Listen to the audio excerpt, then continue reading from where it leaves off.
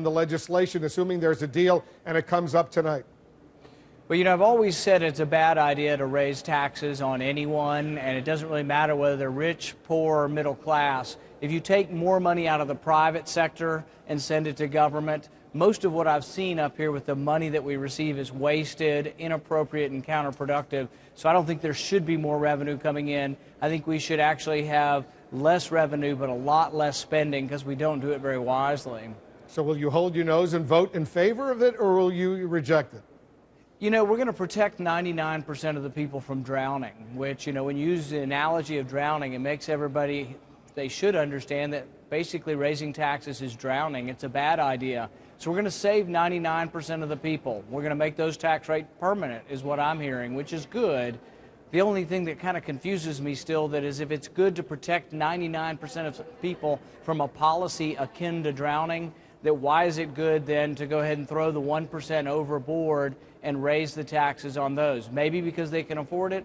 Well, the problem is that a lot of us work for rich people. You might sell a fancy car to a rich person, or you might build a yacht that a rich person buys. So we are interconnected with these people. So I don't think you can necessarily punish one segment of the economy and it not have repercussions on the middle class. So does that mean, Senator, I'm sorry for being obtuse, are you going to vote yes or no in favor or against the legislation, the deal?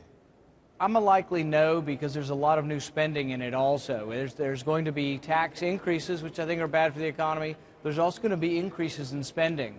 We have a spending problem up here, and instead of trying to restrain spending, they took entitlements off the table, and they've actually added in new spending. There'll be new spending in this bill, which I think is the wrong direction to take the country. But of course, if you were in the majority and you voted no, and there was a majority in the Senate that voted no, millions of people in Kentucky would automatically see their taxes. If you make under $400,000 a year as an individual or $450,000 as a family, your taxes are going to be going up, and that would be very painful to 99% of the people out there.